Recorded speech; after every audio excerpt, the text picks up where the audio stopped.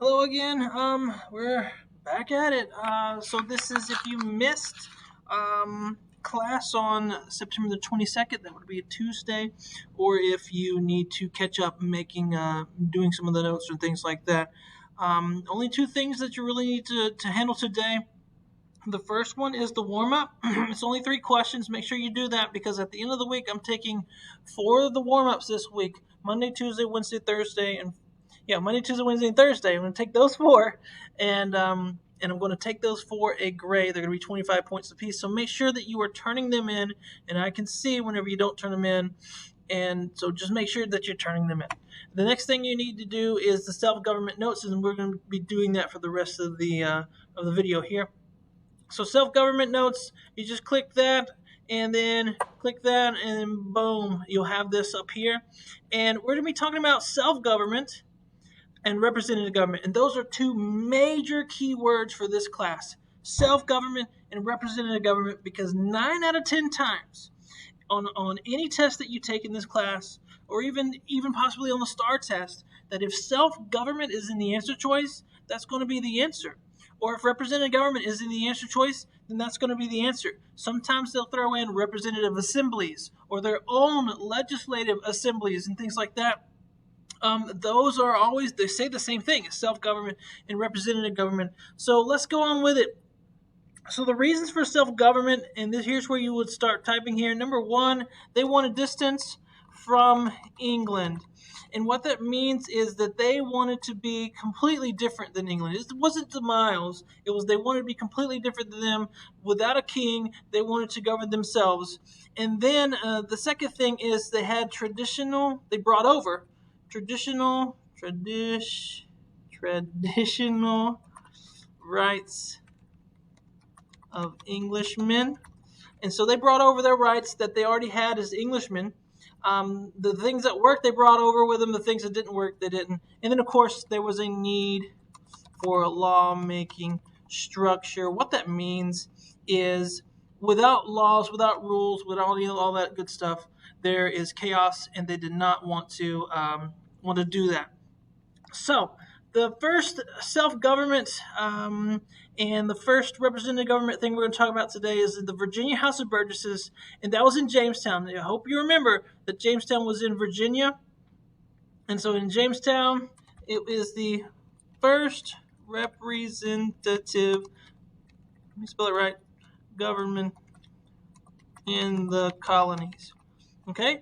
And there that word is right there, representative government. That's so key for what we're going to be doing this year, because from now all the way until pretty much the first half of the year, we're going to be talking about representative government. Like right now, they're getting it.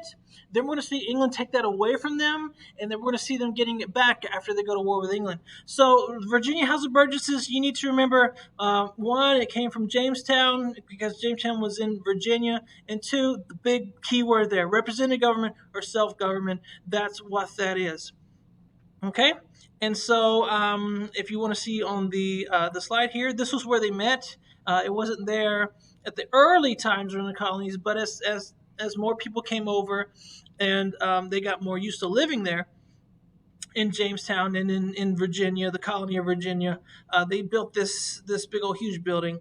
Then we had the Mayflower Compact, is an agreement that established the idea of self-government and majority rule.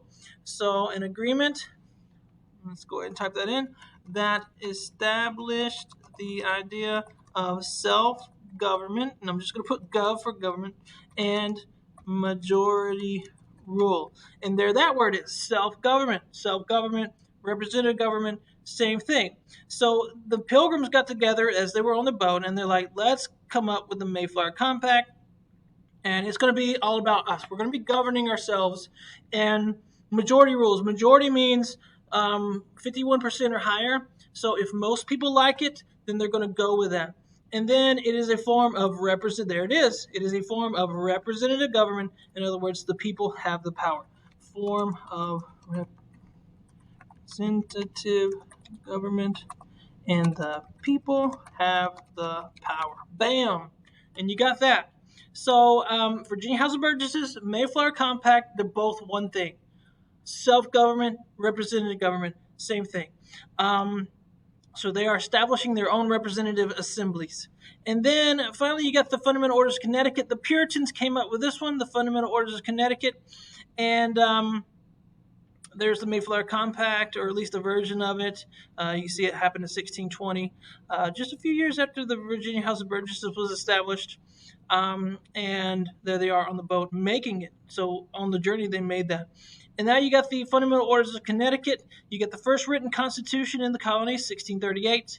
Then it was written by the people, and then it listed the rights of the people. And so it is the first written constitution in the colonies in 1638. Let me double check that number, because you know me in numbers. There we go. Yep.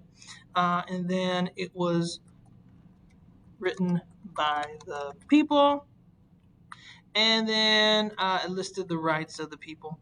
So let's go down here, and then we'll put listed the rights of the people, and then I'm going to add two more things: self-government and rep government, because that's exactly what that is. And if you could get this whole note page, and you could put all these: Virginia House of Burgesses, Mayflower Compact, Fundamental Orders of Connecticut, these are all one thing.